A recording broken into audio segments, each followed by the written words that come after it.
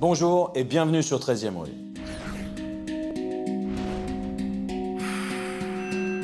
Tout l'été, nous allons vous raconter les destins hors du commun d'hommes et de femmes pour qui la réalité a dépassé la fiction.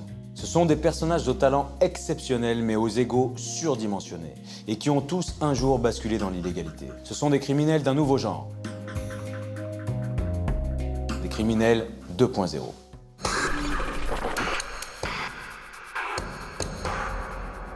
Le personnage dont nous allons vous raconter l'histoire, vous le connaissez forcément. Depuis son manoir néo-zélandais, il inspire haine ou fascination. Kim.com ne laisse personne indifférent. The Mega Man of the Mega Moment, Kim.com.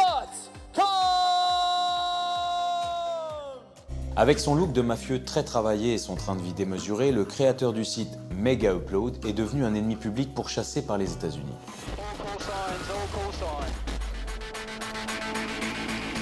Génie du marketing et de l'autopromotion, Kim.com a su se fabriquer l'image d'un hacker de génie doublé d'un entrepreneur visionnaire. Mais dans le documentaire exclusif qui va suivre, c'est une toute autre histoire qui se dévoile. En retournant sur les lieux qui ont jalonné son parcours, nous avons rencontré de très secrets hackers allemands qui l'ont côtoyé dans sa jeunesse, mais aussi un de ses plus fidèles bras droits dans Mega Upload. Tous nous racontent la transformation progressive de ce jeune pirate sans véritable talent en businessman prêt à toutes les magouilles pour s'enrichir. Kim Vester rules. Voici l'histoire du plus célèbre pirate du net, Kim.com. Voiture de luxe. Bimbo à gogo et luxueuse villa. Des années durant, la vie de Kim.com a semblé tout entière dédiée au plaisir et à l'extravagance. Cet Allemand fantasque au physique impressionnant est le créateur de Mega Upload, le site utilisé par tous dans les années 2000 pour télécharger illégalement des films et des MP3. Un site qui a fait sa célébrité et sa fortune, mais qui fera de lui un des ennemis de l'État américain et des majors hollywoodiennes. Sa vie est une série permanente ou un film permanent ou une vidéo YouTube permanente. Cette vie de flambe et de fête permanente, le FBI y a mis fin subitement en 2012, mettant un terme au rêve de grandeur du géant allemand. Le 20 janvier au petit matin, 70 policiers et plusieurs hélicoptères pénètrent dans le manoir de Kim.com en Nouvelle-Zélande. Digne d'un film d'action hollywoodien, l'arrestation est brève mais spectaculaire. Des vidéos de surveillance diffusées dans le monde entier qui contribueront à construire son image de martyr de l'Internet.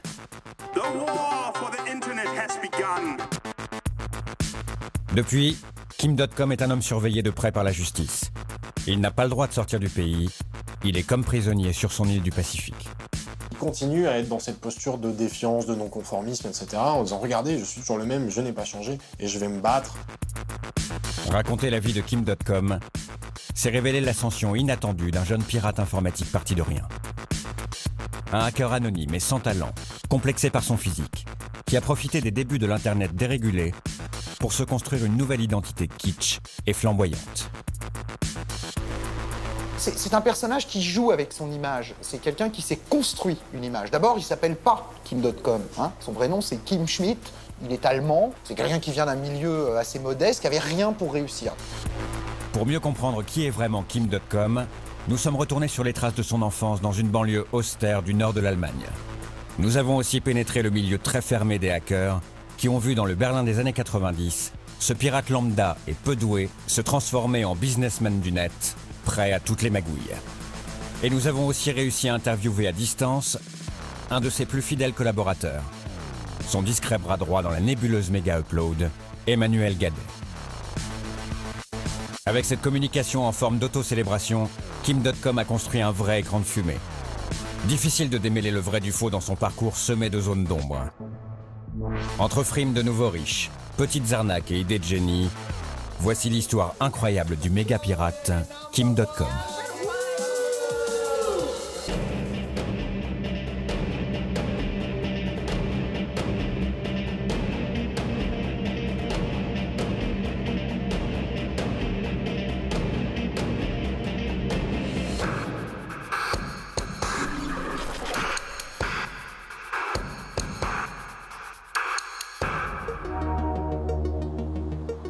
Le 21 janvier 1974.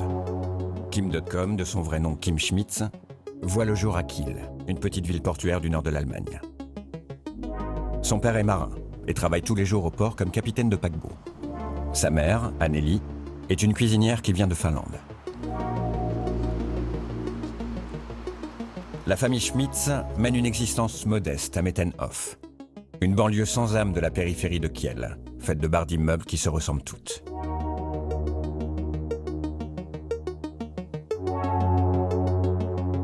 Derrière ce grand sourire d'enfant, difficile d'imaginer que la jeunesse de Kim est alors particulièrement difficile.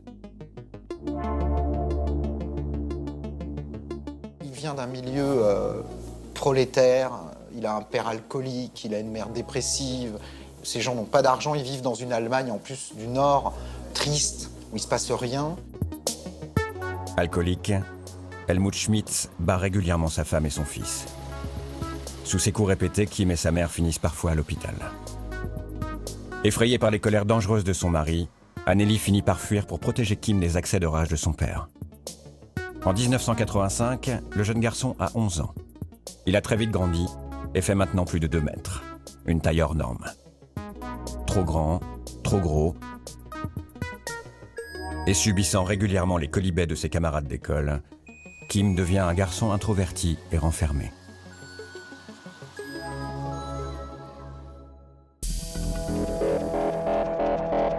Un soir, pour tenter d'égayer la vie de son fils, Anneli Schmitz ramène à la maison une curieuse machine.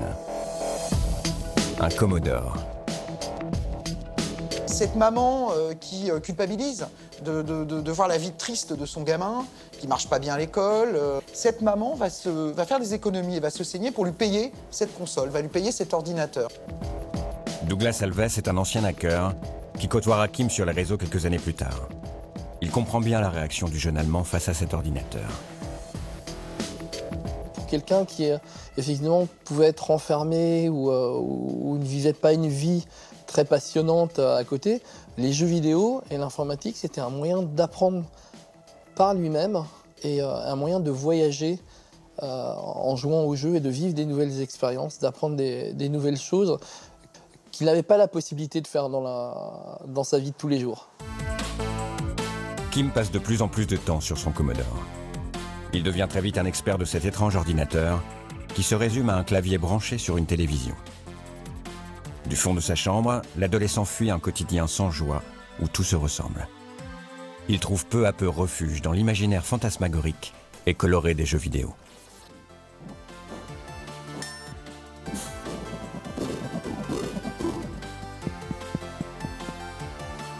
On peut se demander si lui-même, en tant qu'enfant obèse, et peut-être adolescent obèse, le complexe que ça a créé aussi a fait qu'il fallait qu'il trouve un espace où il gagne. Quelque part, cette machine va compenser tous les manques qu'il a dans son entourage familial.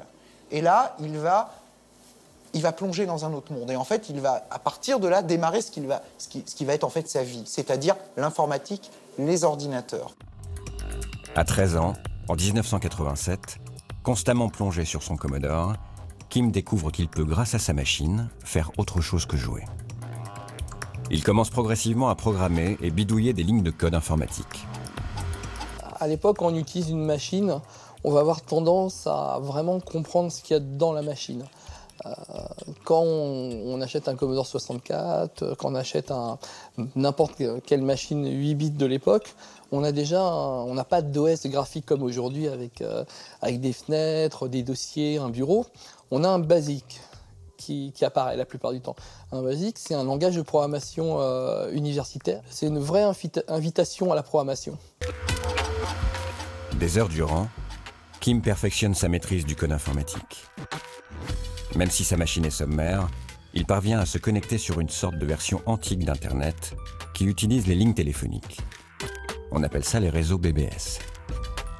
Il y découvre une communauté de passionnés dépassant largement les frontières de sa petite banlieue. Je veux dire, vous vivez à Kiel, vous êtes un nerd à une époque où la plupart des gens ne savent même pas ce que ce mot signifie. Et la communauté en ligne est faite pour vous, peu importe votre apparence. La découverte de la préversion d'Internet a été un grand soulagement pour lui, car il a pu se connecter avec d'autres personnes. Il n'avait plus besoin de sortir de chez lui. Il avait simplement besoin de son ordinateur. Et c'est une communauté internationale avant qu'il y ait l'Internet. C'est-à-dire qu'on échange déjà des programmes, des jeux par les BBS, même par la poste. Sur les BBS, ces réseaux pré-Internet, le jeune Kim récupère gratuitement des jeux. En 1989, il a 15 ans, quand il comprend qu'avec de simples lignes de code, il peut facilement copier ses jeux sur des disquettes. L'adolescent va voir dans ces copies pirates une façon rapide de se faire de l'argent de poche. Dirk Engling est le porte-parole du CCC, un des plus puissants groupes de hackers du monde. Un club fermé et très discret qui a accepté de nous parler de Kim Schmidt. Dirk l'a côtoyé et pour lui, aucun doute. Dès les années 80, avec ses jeux sur disquette, Kim a commencé à mêler argent et copies piratées. Déjà, dans la cour de récréation, alors que tous les autres enfants s'échangeaient des jeux, sur format cassette à l'époque, Kim était le seul à vendre des copies de jeux à ses camarades. Cette façon de faire, on l'a ensuite retrouvée tout au long de sa vie. Avec cet argent facilement gagné, Kim peut maintenant s'acheter des ordinateurs modernes qu'il rêvait de s'offrir. Tout à sa passion, il délaisse l'école. À 16 ans, sans diplôme, il stoppe totalement ses études. Pour lui, les choses sont claires. Grâce à ses connaissances en informatique, il peut maintenant se faire un nom et quitter la grisaille de Kiel. Lui-même raconte qu'il n'a pas été très heureux lorsqu'il était enfant. De toute manière, son parcours montre qu'il a cherché à quitter la petite ville de Kiel et sa banlieue dans le nord de l'Allemagne pour réaliser de grandes choses. Il voulait devenir quelqu'un que les gens connaîtraient dans le monde entier. Ce sont certainement des choses impossibles à réaliser quand on s'appelle Monsieur Schmidt, un des noms les plus portés en Allemagne, et que l'on habite Kiel.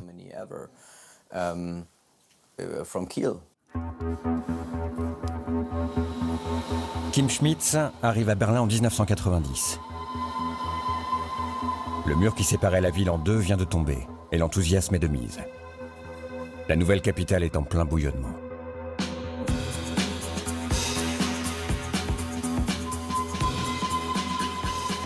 Il y a une effervescence incroyable, il y a une émulation.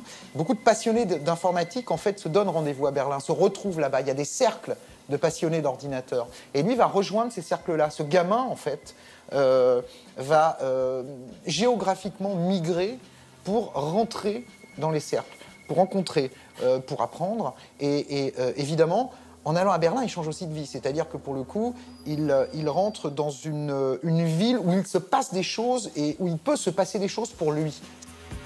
À peine arrivé, l'adolescent de 16 ans se dirige vers l'Alexanderplatz. Il trouve ici, dans cet immeuble, le plus grand collectif de pirates informatiques d'Europe. Le CCC, pour Chaos Computer Club.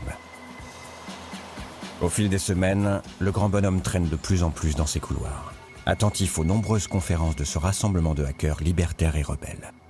Leur porte-parole se rappelle de l'utopie qui règne alors dans ce milieu.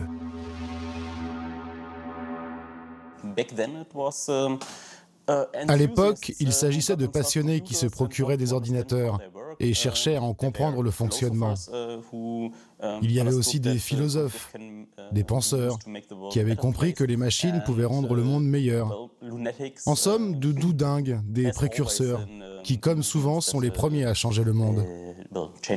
Ces hackers, ce sont des passionnés d'informatique, plutôt des gens de tendance un peu gauchiste, qui sont dans une philosophie de partage.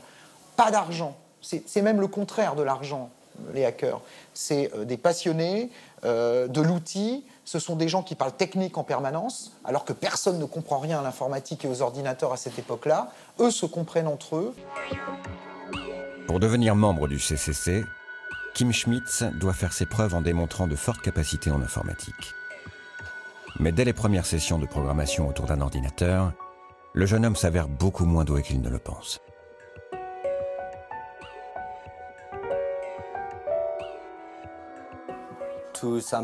Pour ceux qui se considèrent comme étant des hackers, Kim Schmidt n'était rien de plus qu'un script kiddie. Un script kiddie étant quelqu'un qui vole ou bien utilise des méthodes de hacking que d'autres ont créées. Quelqu'un qui n'est pas capable de les inventer lui-même. Kim n'est pas forcément un très bon hacker et que par contre c'est quelqu'un qui est très malin pour utiliser les outils des autres, d'autres programmeurs, pour pouvoir les utiliser à son compte. Parce qu'il comprend la technologie, hein, c'est pas non plus un total ignare. Je pense que c'est plutôt quelqu'un qui a compris l'avantage qu'il pouvait tirer de ce milieu et de cette aura. À défaut d'être un cadre en informatique, Kim comprend vite tout le bénéfice qu'il va pouvoir tirer de cette bande de pirates. Traînant dans les couloirs du CCC, le géant sympathise avec de jeunes hackers beaucoup plus doués que lui. C'est à cette période qu'il rencontre en ligne Emmanuel Guédet, un informaticien français. Des années plus tard, l'homme va devenir un des plus hauts dirigeants de Mega Upload aux côtés de Kim.com.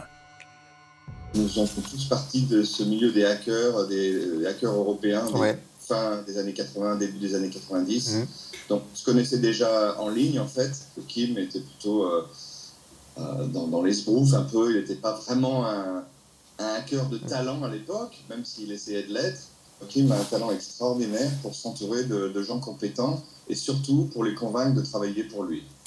C'est quelqu'un qui a une personnalité très particulière, qui sait attirer et manipuler, c'est pas vraiment le terme, mais disons faire que les gens le suivent, soient passionnés par ce qu'il fait et aient envie de le faire avec lui.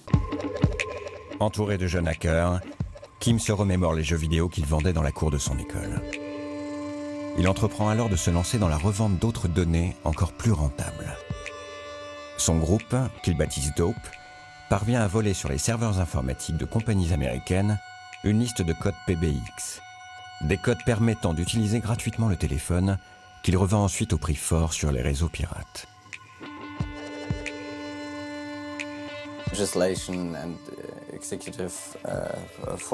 À l'époque, le législateur allemand, tout comme le pouvoir exécutif, n'avait aucune idée de ce qui se tramait. La technologie n'étant pas aussi avancée qu'à l'heure actuelle, il était très facile de trouver des brèches dans les systèmes de sécurité et faire de l'argent en vendant des moyens de pirater les téléphones ou obtenir une ligne gratuite. Et vous pouviez vendre ce savoir aux gens.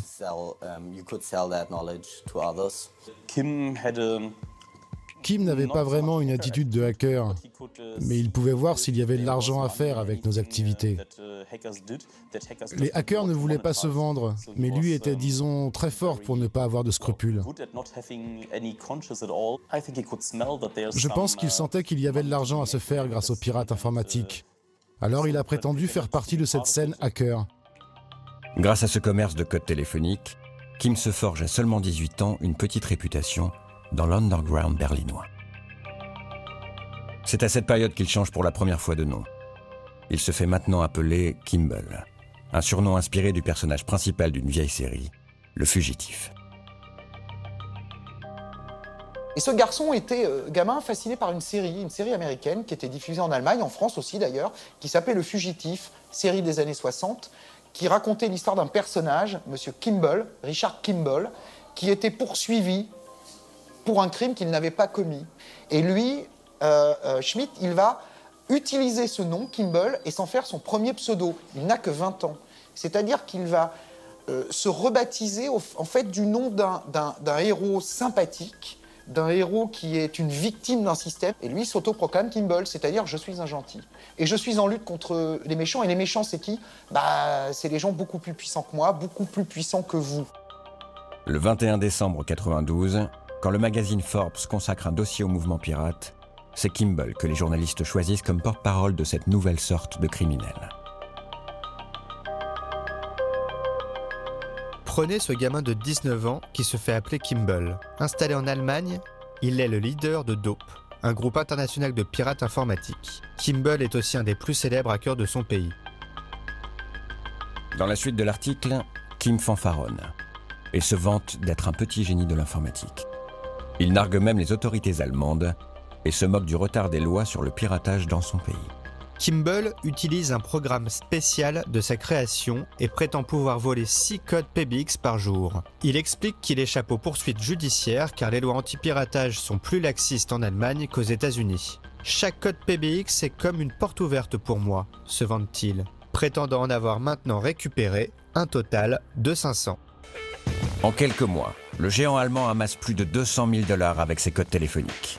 L'ex-gamin pauvre de Kiel dépense tout son argent dans des ordinateurs. Il frime de plus en plus et achète en 1992 sa première voiture de luxe, une Mercedes. Kim, avide de sensations extrêmes, semble vouloir rattraper son adolescence triste et ennuyeuse.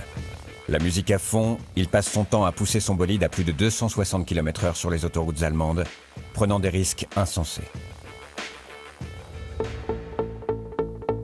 En 1994, son goût pour la vitesse va presque le tuer. Une nuit, il perd le contrôle de sa Mercedes et percute un arbre. Sa petite amie est gravement blessée, mais lui s'en sort miraculeusement avec un bras cassé. 20 ans plus tard, il reviendra sur cet accident dans une biographie qui lui est consacrée. Il y raconte avoir vécu une sorte d'épiphanie à son réveil à l'hôpital. Voilà ce que j'ai compris, là, dans mon lit d'hôpital. J'ai dit, mec, je vais vivre ma vie à fond. Je m'en fous de ce que les gens pensent. Je vais faire ce que je veux, ce que j'aime, parce que la vie est courte. Pour moi, l'argent est un outil pour vivre des expériences, plutôt que de s'accumuler à la banque. Pour moi, l'argent est fait pour être dépensé pour avoir une belle vie, parce qu'elle peut se terminer à n'importe quel moment. C'est vraiment là que tout mon style de vie a commencé. Mais avant même d'avoir le temps de vivre son rêve à fond, Kim Schmidt subit un deuxième coup dur. Ses déclarations dans la presse ont attiré les regards des autorités allemandes, et à la fin de l'année 94, la police fait une descente dans son appartement. 80 000 $ de matériel sont saisis, et le pirate est jeté en prison. Mais étonnamment, après 3 mois passés en détention provisoire, Kim n'écope que d'une peine de 2 ans de prison avec sursis. Il faut dire qu'à l'époque, la justice ne comprend rien à ce nouveau genre de méfaits numériques et laisse Kim Schmidt sortir libre du tribunal. Revenu à la case départ, Kim veut immédiatement se refaire une santé financière. Il va alors profiter du manque flagrant de sécurité qui règne sur les réseaux informatiques des grandes entreprises de l'époque. Au niveau des institutions et des grandes boîtes, au niveau protection informatique, c'est du n'importe quoi. Hein. C'est du n'importe quoi. En 92, vous preniez un Atari ST avec le bon modem, avec la bonne configuration. Il fallait souvent se le faire importer des États-Unis, avec un tutoriel vraiment à la con. Vous pouvez rentrer dans n'importe quelle banque et regarder le compte de n'importe qui, hein, à l'époque. Hein. Profondément marqué par son séjour en prison, Kim Schmidt sait qu'il doit dorénavant recouvrir ses activités d'un vernis légal. Alors au lieu de pirater directement ses entreprises, il change de costume et décide de monter sa propre société, Data Protect. Son idée, se présenter à de grands patrons comme un dangereux hacker et faire peser sur eux la menace d'un piratage informatique. Une fois leur attention retenue, il vend ses services de protection, leur promettant de sécuriser leurs données confidentielles et d'empêcher toute intrusion numérique. Il appelait des grandes compagnies comme par exemple l'ancêtre de la Deutsche Telekom. Et il leur disait qu'elles avaient des failles dans leur système de sécurité. Ainsi, Kim décrochait des contrats et de l'argent. Il a toujours été ce genre de personne capable de convertir le savoir en argent. Difficile d'imaginer que de grandes sociétés puissent accepter de confier l'accès à leur réseau à un hacker notoire récemment sorti de prison. Et pourtant, le bluff fonctionne. La compagnie aérienne Lufthansa, l'opérateur téléphonique Vodafone, le constructeur automobile Daimler et même la bourse allemande acceptent le deal de Kim Schmidt. À l'époque, je pense que la plupart des directeurs d'entreprise n'étaient pas forcément sensibilisés à ce que c'était que la sécurité informatique. L'informatique faisait son entrée dans le système des entreprises et donc C'était assez facile, je pense, de se faire passer pour le sauveur. Des entreprises recrutent des hackers avec des compétences techniques assez poussées pour s'occuper de la sécurité informatique, parce que qui de mieux pour s'occuper de la sécurité informatique d'une structure que quelqu'un qui serait capable justement de mener ce type d'attaque. Maintenant, c'est un monde très développé, la sécurité informatique, mais à la fin des années 90, ça commençait tout juste. Et la société de Kim avait beaucoup de succès, puisqu'elle employait des hackers de talent qui avaient beaucoup de résultats. Donc ça lui a donné un succès initial. En devenant un homme d'affaires grâce aux secrets technologiques des hackers, Kim Schmidt a trahi son milieu. C'en est trop pour les idéalistes du Chaos Computer Club. Un jour, lors d'une réunion du CCC, Kim tente de s'incruster pour recruter des nouveaux petits génies.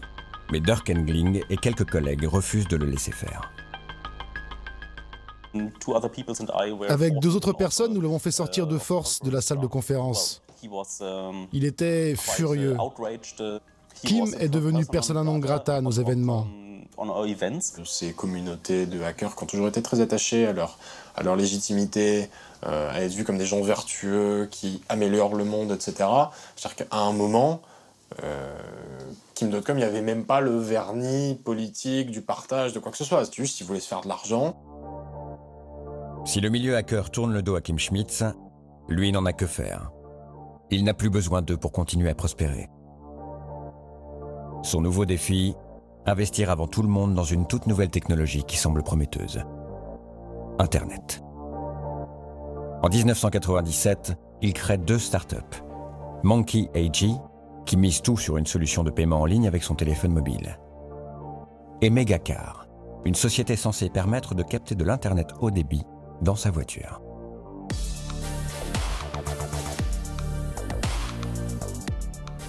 À la fin des années 90, vous savez, c'était la folie de l'époque .com, l'Internet arrivait, les marchés financiers ont valorisé des sociétés qui n'avaient aucun revenu à des millions, voire des dizaines de millions de dollars. Donc c'était une époque un peu folle. Et Kim est un peu l'emblème de cette époque. Il a su un peu surfer cette vague de l'Internet. Et à l'époque, tout le monde, tous les banquiers, tous les hommes d'affaires voulaient investir dans quelque chose de choses sur l'Internet. Pourtant, malgré ses talents de vendeur, Kim Schmidt ne parvient pas à faire décoller ses startups car la technologie n'est pas encore vraiment au point. Dans la presse à l'époque, il affiche des résultats financiers volontairement vagues et dévoile une fortune qui varie entre 100 et 200 millions d'euros au gré des interviews. C'est vrai qu'il y a beaucoup de flou parce que déjà à l'époque, vous savez, quand une société capitalise, les actionnaires deviennent très riches, mais c'est pas de la vraie richesse, c'est surtout de la richesse sur papier. Donc Kim a aussi eu beaucoup de richesse sur papier, c'est-à-dire des choses qui peuvent s'évaporer du jour au lendemain. Donc je ne sais même pas s'il serait possible de savoir vraiment ce qui s'est passé à cette époque.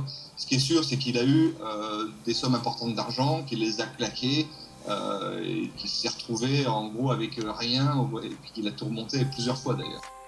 L'Allemand veut sans cesse convaincre plus d'investisseurs. Alors pour masquer les mauvais résultats de ses startups, il met en place un véritable écran de fumée en misant sur son meilleur argument de vente, lui-même. Son but, se présenter comme un homme à succès à qui rien ne résiste. Pour cela, il va se créer l'image publique d'un personnage excessif, riche à millions et mégalo.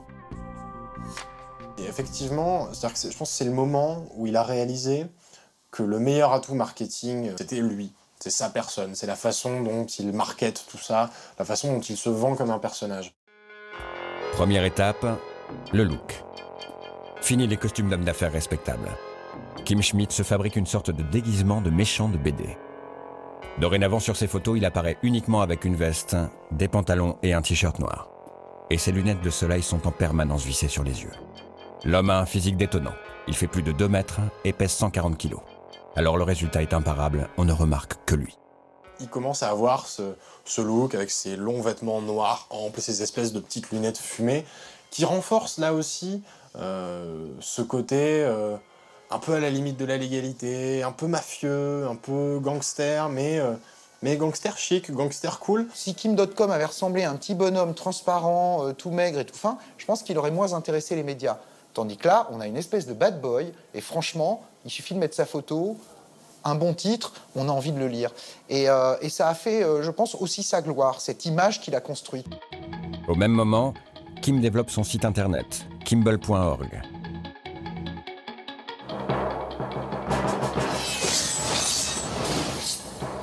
Welcome to the Kimpire. Un site mégalo et kitsch, tout à la gloire de son créateur.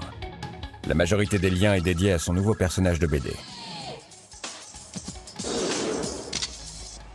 Kim Vester rules.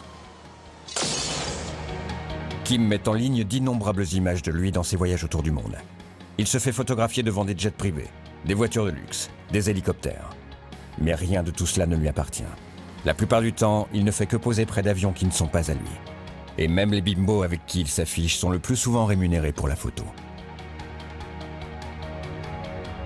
On voit ces photos de lui au volant de ses voitures avec les plaques d'immatriculation Mafia, God, etc. Donc, qui dénotent quand même une mégalomanie dont il se cache à peine. Où on le voit dans un jacuzzi tout habillé, entouré de naïades, etc. Donc il y a quand même effectivement, je ne sais pas si c'est une volonté de revanche sur la vie, mais en tout cas, une volonté de montrer qu'il a du succès, qu'il réussit et qu'il est fier de ce succès-là et qu'il n'a aucun complexe par rapport à ça. La stratégie fonctionne. Kim Schmitz installe au fur et à mesure dans le paysage médiatique allemand son personnage riche à millions, au train de vie démesuré. Kimball.org proudly presents Kimball Goes Monaco. En 2000, il va encore plus loin et produit Kimball Goes Monaco. Un reportage de 30 minutes sur un week-end passé avec ses amis. Sur ces images, il se montre frimeur, posant devant une batterie de Ferrari flambant neuve, en roulant à toute blinde vers Monaco, la musique à fond.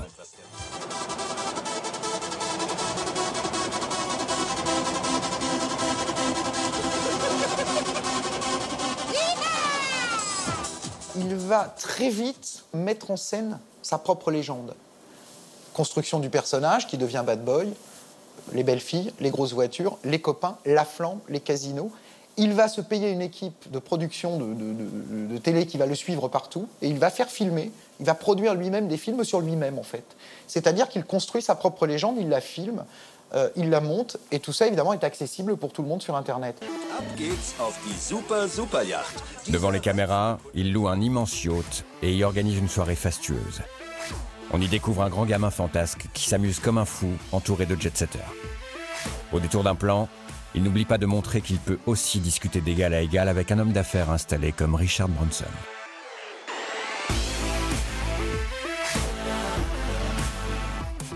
Il a réussi à se rendre célèbre et cette stratégie de se mettre en scène et de se montrer avec les grands de ce monde, entre guillemets, c'est aussi une façon de se protéger parce que quand on se montre avec des gens respectables, eh ben, on peut passer pour quelqu'un de respectable aussi.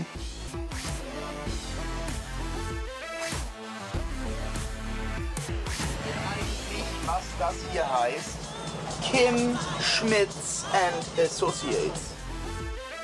Il y a derrière une revendication aussi qu'on retrouve beaucoup dans la culture geek ou nerd, c'est-à-dire la virilité.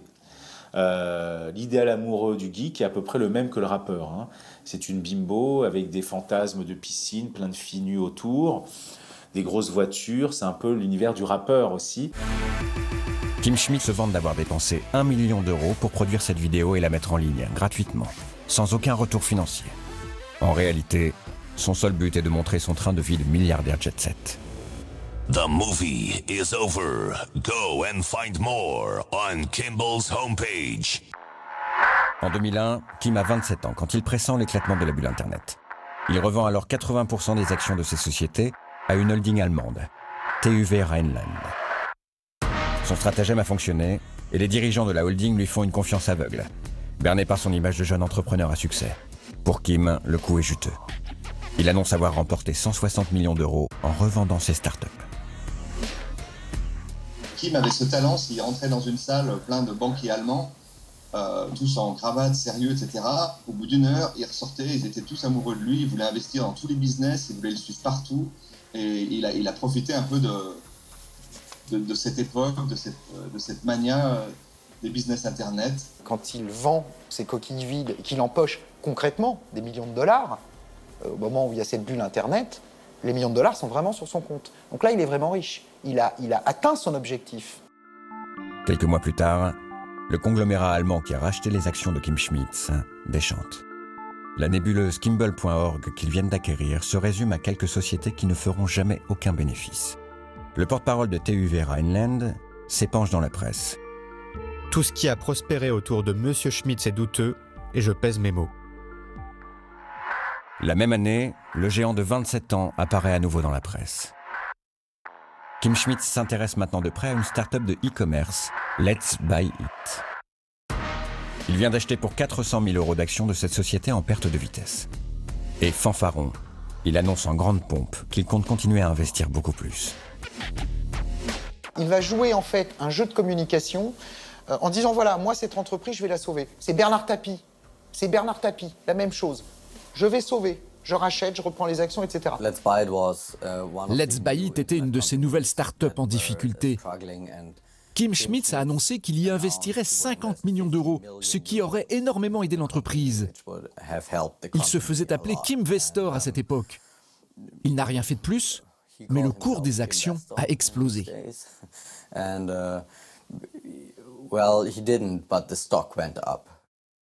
Les marchés boursiers réagissent très vite et les actions de Let's Buy It flambent immédiatement de 220%. Dans la foulée, au lieu d'investir encore plus comme il l'avait promis, Kim Schmitz revend ses parts. En quelques semaines, il remporte sur ce simple coup 1 100 000 € et laisse la start-up faire faillite. Mais la manœuvre est grossière et la justice lance une enquête. Kim Schmitz est arrêté et retourne en prison pour la 2e fois de sa vie. Au bout de 6 mois de détention, il est finalement condamné pour délit d'initié à 100 000 € d'amende et 20 mois de prison avec sursis. Il va retourner une 2e fois en prison après ses escroqueries en Allemagne. Ça va plus le marquer que quand il était jeune, en fait. La première fois, il passait de la grisaille à la prison. Là, il passe de la richesse à la prison. Donc le contraste est un peu plus violent. Et il va assez mal vivre ce 2e passage en prison, ce qui fait qu'il va quitter l'Allemagne en disant ici, ils comprennent rien, j'ai plus rien à faire dans ce pays. En 2001, il s'installe à Hong Kong. L'île vient d'être rendue à la Chine et c'est l'endroit idéal pour quelqu'un qui veut cacher son argent.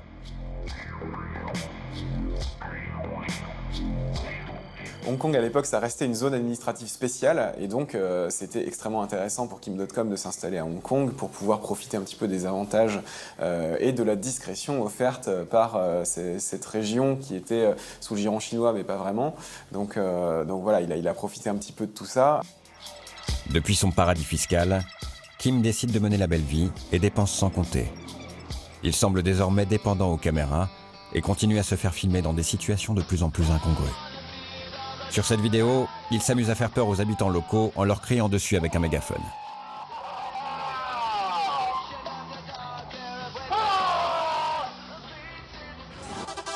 Des exubérances qui deviennent de plus en plus extrêmes. En 2004, pour assouvir sa passion de la vitesse, il participe au Gunball 3000, une course automobile sauvage dans laquelle les participants traversent l'Europe le plus rapidement possible. Souvent au mépris de toutes les règles et du code de la route. Il participe à Gumball 3000, cette espèce de rallye sauvage pour ultra riches, dont il se gargarise d'être un champion aussi, le fait d'être un champion de jeux vidéo. Il y a effectivement ce côté à la fois très grandiloquent et très joueur dans le côté très enfantin du terme. C'est-à-dire qu'on a l'impression que c'est un grand ado qui prend un malin plaisir à embêter le monde, à faire les trucs comme il l'entend, à se moquer un peu des conventions, à se moquer du bon goût. Ces films, régulièrement, il tente sans succès de les envoyer à tous ses contacts sur Internet. Impossible. Les vidéos numériques sont trop lourdes pour être diffusées par mail.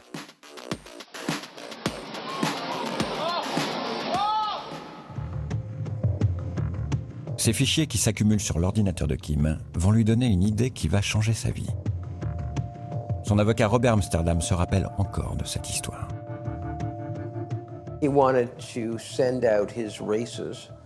Il voulait envoyer les vidéos de ses courses à ses amis et ses proches dans le monde entier. On appelait ça les courses Gumball. Pour des raisons techniques, il s'est aperçu que cela ne fonctionnait pas sur l'Internet de l'époque. Lui et son équipe se sont donc réunis pour solutionner le problème et ont inventé ce type de technologie. C'est comme cela que tout a commencé. Kim demande à sa garde rapprochée de programmateurs de concevoir un petit site internet qui permet de mettre en ligne de gros fichiers. Ensuite, grâce à un simple lien, il est possible à n'importe qui de les télécharger. Ce site, il l'appelle en toute humilité Mega Upload. Une solution qui semble alors révolutionnaire, mais dont il est le seul à saisir tout le potentiel. Moi, il m'a proposé de venir, et je dois avouer qu'au début, moi, faire du file sharing sur Internet, c'était pas un truc qui me passionnait, donc ça m'intéressait pas vraiment. J'ai pas eu la même vision que lui, je pensais pas que ça allait se développer autant. Mais lui, comme on l'a évoqué tout à l'heure, il a cette espèce de préscience, d'intuition du business. Donc il savait que ça allait marcher, et donc il a dit à son équipe, on y va, même si vous y croyez pas, vous inquiétez pas, ça marchera un jour. Mais pendant 3 ans, l'intuition de Kim se révèle plutôt décevante. Mega Upload tarde à trouver son public et n'est pas encore rentable. En 2007, ce sont les habitués du téléchargement illégal de MP3 et de DivX qui vont changer la donne. Des millions de personnes qui ont pris l'habitude de télécharger gratuitement, mais illégalement, des films et de la musique. C'était un petit peu la fin du modèle, du premier modèle de peer-to-peer, c'est-à-dire l'époque Napster, l'époque Emule, qui commençait un petit peu à disparaître parce que dans plein de pays, dont la France, il y avait des autorités qui étaient chargées de contrôler un petit peu les échanges sur Internet et de punir les internautes qui partageaient trop. En réaction aux lois anti-piratage qui se profilent, comme Adopi, tous ces internautes vont alors se tourner vers Mega Upload, qui leur assure plus de discrétion. Ça avait ce côté un petit peu magique, c'est-à-dire que c'était un service gratuit, encore une fois illimité et accessible à tous. Mais surtout, Mega Upload avait une interface agréable. Le site a rapidement été utilisé par tout type de personnes pour partager des choses que l'on avait jadis l'habitude d'acheter. Kim Schmitz sent alors qu'il a un coup à jouer. Il transforme progressivement son site en machine à cash. Évidemment, Mega Upload se finance déjà par la pub, mais ce n'est pas tout. Le site est très simple d'utilisation. En un seul clic sur un gros bouton orange, l'internaute peut lancer gratuitement le téléchargement d'un album. Mais pour démarrer plusieurs téléchargements plus rapides, il faut alors payer. La première clé de la rentabilité pour Kim.com, c'est de fournir un service payant, c'est-à-dire un service premium qui coûte quelques dizaines d'euros et qui permet aux internautes de télécharger beaucoup plus vite et de télécharger plusieurs fichiers chaque jour, plusieurs fichiers à la fois, etc. Donc ça, ce service premium, ça lui rapporte énormément parce que tous les internautes qui veulent profiter pleinement du service de Mega Upload sont obligés de payer. La simplicité de la formule fait un carton et les utilisateurs arrivent par millions.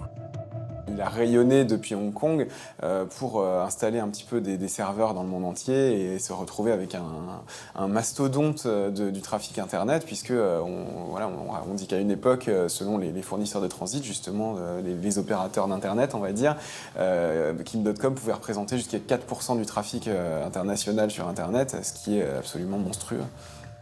Les recettes de Mega Upload s'envolent, pourtant Kim Schmitz reste vague sur les revenus réels de son site.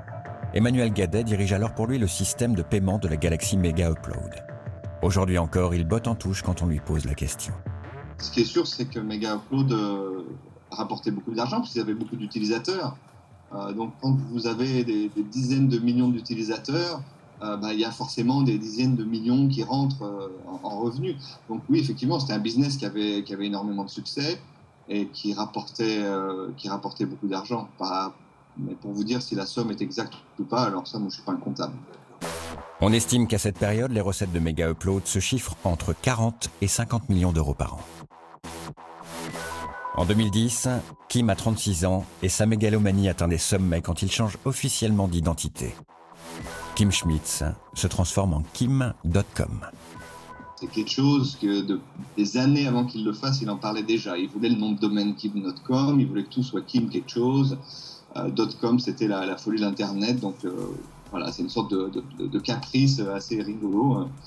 Et il s'en amuse beaucoup d'ailleurs que maintenant tous les médias et tout le monde soient obligés de l'appeler Kim.com. C'est vraiment une idée géniale, car Kim.com est un nom compréhensible dans le monde entier. Tout le monde peut s'y référer. Il est alors facile d'en faire une marque. Kim.com, c'est quoi? C'est Kim, son prénom. .com, c'est .com, que tout le monde connaît. C'est-à-dire qu'il associe son identité à sa réussite, c'est-à-dire l'informatique. Et quelque part, il est Internet à lui tout seul. Il est le monde à lui tout seul. Le monde entier utilise .com et connaît en fait ce pseudo qui est génial. Et c'est ça qu'il veut dire. C'est moi, le petit bonhomme du nord de l'Allemagne, ce fils de rien, je suis le monde, je suis .com. C'est un personnage, ça n'est plus, ça n'est pas Kim Schmidt, c'est vraiment voilà, une sorte d'avatar, mais un avatar en fait qui aujourd'hui aurait complètement remplacé la personne réelle qui est Kim Schmidt. Ce personnage, Kim.com, tel l'incarnation d'un méchant de jeu vidéo, semble définitivement avoir pris le dessus sur l'ancien Kim Schmidt. À l'été 2010, il quitte Hong Kong et part s'installer en Nouvelle-Zélande. Il choisit une maison à la hauteur de son image et loue la plus chère demeure du pays. Marie-Alix Brucker est journaliste. Elle a rencontré Kim.com chez lui à l'occasion d'un reportage télévisé. Vous avez au milieu de nulle part, tout à coup, vous tombez dessus comme ça en voiture, une colline sur laquelle se dresse une immense demeure, c'est vraiment une sorte de manoir. Il est allé mettre des espèces de girafes gigantesques, des éléphants vers des matériaux composites. Voilà, il s'est créé une sorte de savane au milieu de nulle part, au milieu de la campagne néo-zélandaise. Enfin, voilà, il construit son univers un petit peu féerique, un petit peu onirique, tout ça. À son arrivée sur le terrain, elle découvre un homme extravagant, une bête de médias qui sait se faire remarquer. C'est lui qui nous a dit de nous poster en bas et qui est parti comme ça avec sa voiturette au sommet de la colline et qui nous fait son show. Voilà, il met en scène, il sait ça qu'on va l'utiliser, il se doute qu'on va le présenter comme ça, il connaît très bien la télévision. Sur le terrain gigantesque de 60 hectares, un manoir démesuré. La maison de Kim.com, elle est immense déjà pour commencer. Il y a un nombre de pièces incalculable, je serais même incapable probablement de m'y retrouver de nouveau si je devais y aller toute seule. C'est très kitsch, c'est-à-dire c'est très stuc, c'est très marbre, c'est très massif. Voilà, il est très très fan de déco un petit peu kitsch. Il y a une pièce qui m'a particulièrement marquée. Vous arrivez à l'étage, il y a donc la chambre et la suite de Kim.com avec sa salle de bain. Et puis à côté de la salle de bain, il y a un couloir de natation que Kim.com a fait construire au premier étage pour s'entraîner un petit peu, se maintenir en forme. Et au bout de ce couloir de natation, vous avez une immense mosaïque avec une photo de Kim.com. Il y a un réel culte de la personnalité. Cet homme, il s'aime, il sait qu'il est brillant et voilà, il n'hésite pas à le montrer. Il n'a aucun complexe voilà, vis-à-vis de ça. Le 31 décembre 2010, pour célébrer en fanfare son arrivée sur le sol néo-zélandais, il finance à hauteur de 500 000 € le feu d'artifice du Nouvel An à Auckland.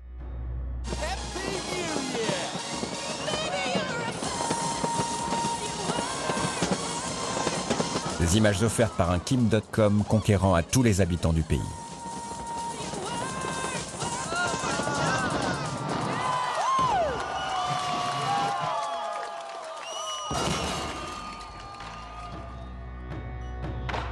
Cette outrance sans limite et son goût prononcé pour les médias va précipiter la chute du géant allemand. Dans le monde entier, l'industrie du cinéma et de la musique est entrée en guerre contre le piratage culturel sur les réseaux. Même si Mega Upload est loin d'être le seul site utilisé pour le téléchargement illégal, la personnalité peu discrète de son patron va attirer tous les regards. Il faut savoir que Kim.com a quand même réussi l'exploit de se mettre toutes les maisons de production hollywoodiennes à dos. Il n'y en a pas une qui lui a donné raison. Ce sont les géants du cinéma, on parle de Warner Bros, de Paramount, qui ont décidé donc tous évidemment de l'assigner en justice parce qu'ils estiment collectivement qu'en gros depuis la création de Mega Upload, ils auraient perdu 500 millions de dollars de recettes. C'est absolument monstrueux. Clairement, Kim.com, c'était le personnage à abattre pour les autorités, puisque c'était celui qui s'exprimait le plus sur Internet, dans les médias, etc. Donc c'était la figure de proue du piratage, on va dire, tel que les États le détestent le plus. Donc évidemment, voilà, il fallait avoir la tête de Kim.com. Donc clairement, viser Kim.com, c'était une stratégie. Ça permettait ça permettait de viser la tête, entre guillemets, de l'empire du piratage et de faire tomber le reste sans coup férir quasiment. Bien décidées à protéger leur industrie culturelle, les autorités américaines veulent absolument fermer Mega Upload. Tout d'abord, elles tentent de s'attaquer aux finances de Kim.com. Sans succès. Sa fortune, en fait, il s'est très bien débrouillé pour qu'elle soit cachée. Ce sont des holdings qui appartiennent à des holdings, qui appartiennent à des holdings, qui appartiennent à ses associés, à sa femme. Donc tout son argent est en fait éparpillé de par le monde. Impossible non plus d'identifier précisément les serveurs informatiques utilisés par Mega Upload. Ils sont disséminés un peu partout dans le monde. Alors avec le soutien du gouvernement néo-zélandais, le FBI frappe un grand coup. Il porte plainte contre Kim.com et lance une opération coup de poing pour son arrestation.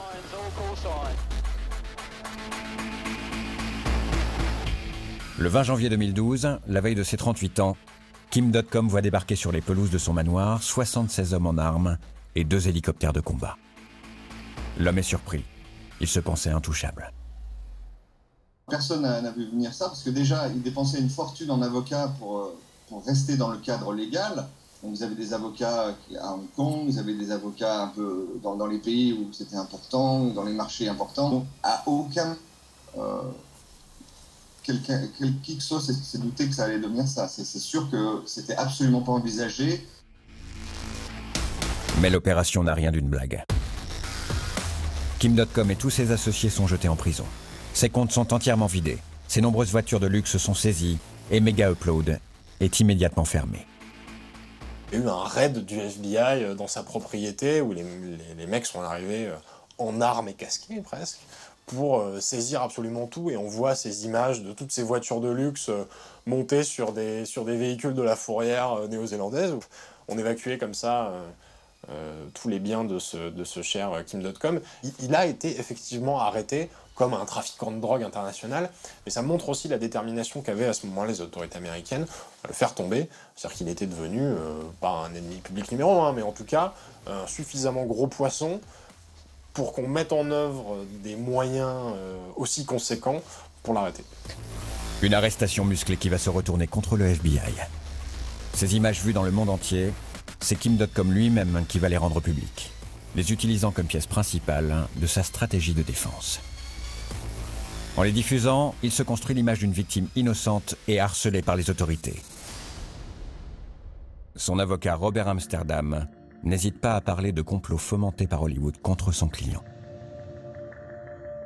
I think, in many ways, I call it the takedown of Kim.com. À mon sens, ce que j'appelle l'arrestation de Kim.com est une tentative de la part d'Hollywood de créer cette incarnation du diable. Nous avons des documents en notre possession qui prouvent que le terme « pirate », qu'Hollywood a tenté d'accoler à Kim et à son site, était un qualificatif développé par les têtes pensantes des majors des années avant l'arrestation, pour justifier ce qu'il s'est passé le jour de son interpellation. Voyez-vous, il y a une grande différence entre les débats que nous avons tous les jours au civil sur le téléchargement illégal et tenter d'inculper quelqu'un au criminel pour non-respect des droits d'auteur. Tout cela est fait pour faire apparaître Kim dans le costume du dangereux pirate. Si Hollywood avait voulu créer l'ennemi parfait, il aurait l'apparence et les activités de Kim, et je pense que tout cela est problématique. En février 2012, Kim.com est libéré sous caution. Assigné à résidence, il est comme prisonnier dans son manoir avec l'interdiction de se connecter à Internet. Au fil des mois, la défense utilise des irrégularités dans la procédure judiciaire pour assouplir la peine et retarder au maximum l'extradition de Kim.com aux États-Unis. Il peut dorénavant utiliser Internet et organiser son grand retour. En janvier 2013, il lance en grande pompe son nouveau site Mega, une version plus soft et légale de Mega Upload. Ce soir-là, on retrouve les recettes habituelles de l'allemand, avec feux d'artifice, musique techno et danseuse sur la scène. The mega man of the mega moment, multi-millionaire madman, Kim.com!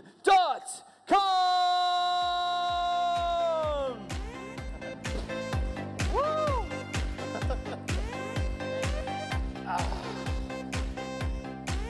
Wow. That's a lot of people. Mais l'homme semble avoir changé. Fini les extravagances d'adolescents.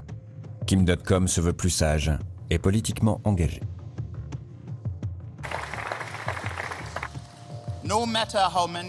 Peu importe le nombre de politiciens sur lesquels vous arrivez à faire pression. Peu importe combien de traités SOPA votre argent permet de créer au Congrès. Vous n'arriverez jamais à prendre le contrôle de notre Internet. En fait, Kim.com s'imagine maintenant en grand défenseur de l'Internet libre. Il s'affiche avec Julian Assange et Edward Snowden lors d'une conférence et s'engage même en politique en créant l'Internet Party en janvier 2014. Bonjour et bienvenue à l'Internet Party. Je suis heureux de vous voir ici. Mon nom est Kim.com et je suis ici pour vous présenter un nouveau parti dont la Nouvelle-Zélande a vraiment besoin.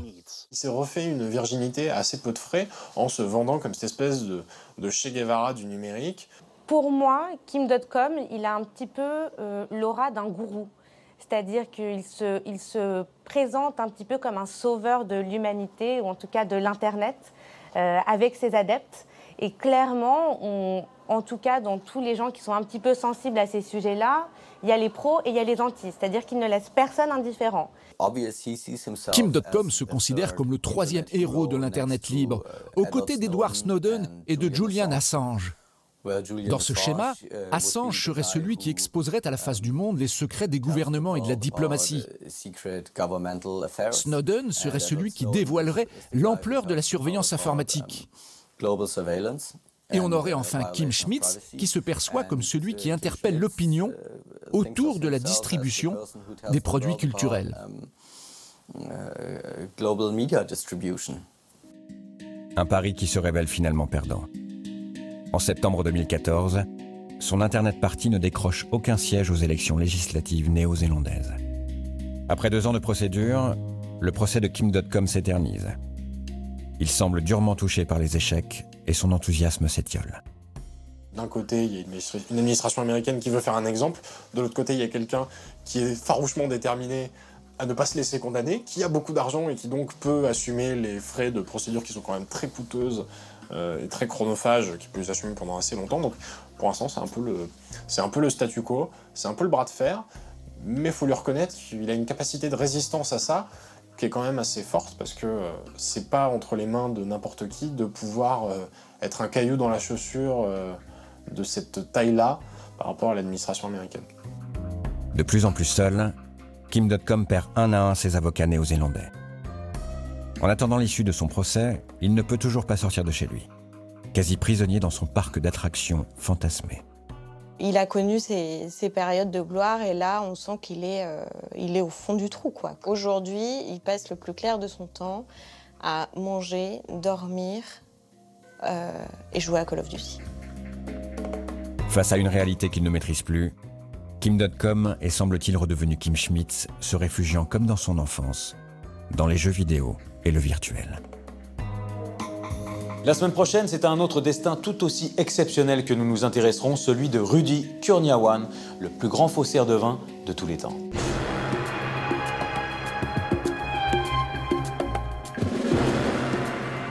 Rudy Kurniawan avait un vrai sens du détail et savait exactement recréer un vin rare. Il était un véritable génie. C'était un homme manipulateur pour lui permettre de vendre beaucoup de bouteilles extraordinaires. Les gens lui faisaient confiance grâce à cela. À bientôt dans Criminel 2.0 sur 13e rue.